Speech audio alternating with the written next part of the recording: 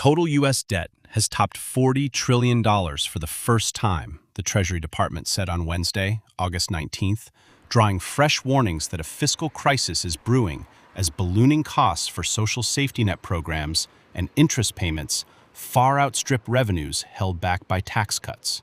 The Treasury's latest daily cash and debt balances statement showed total public debt outstanding at $40.047 trillion on Tuesday, a total that includes Treasury securities held by the public of $32.266 trillion and intra-governmental debt holdings of $7.782 trillion. Michael Peterson, chairman and CEO of the Peter G. Peterson Foundation, attributed the growing debt partly to an aging population, rising healthcare costs, and tax policies that do not generate enough revenue to meet federal spending commitments. Interest is our fastest growing government program. So we spend more than $3 billion a day on interest costs. We spend more on interest than we do on national defense. We'll spend $16 trillion on interest over the next 10 years. So we've gotten to the point at which the debt and the interest costs represent a huge burden, not only just on our future kids and grandkids, but on our citizens today. So 40 trillion should be a huge wake-up call to Washington to get our fiscal house in. Debt service costs exceeded Pentagon spending for the first time in fiscal 2025. In the first 10 months of fiscal 2026, interest costs surpassed Medicare spending to become the second largest federal budget item after Social Security.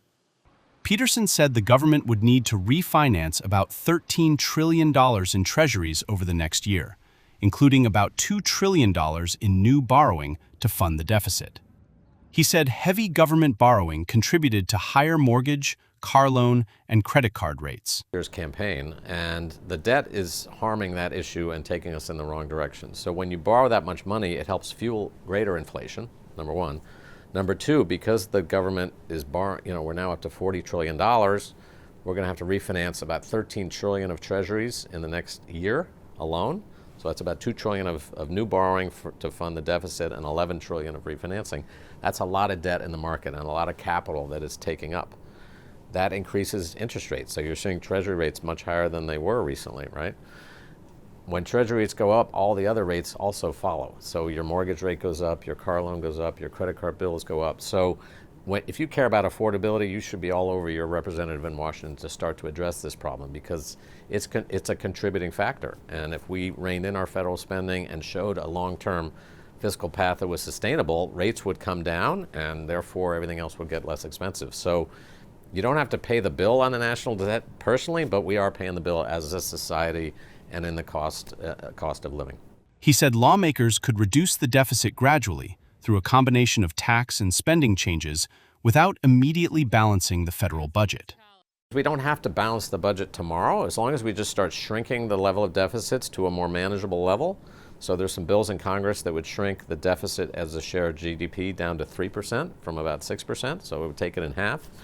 And then if we build some structural changes that are gradual in how they're implemented and how they would affect these programs, so people wouldn't be devastated or significantly harmed right away, it would be a gradual process, that would have a huge effect on the long-run fiscal outlook of the United States, and that would have send a very positive signal to the financial markets. So you don't have to implement immediate draconian huge changes immediately. If you set the country on the right course, the financial markets will respond well, and that will have a significant improvement to our interest costs and our overall economic health.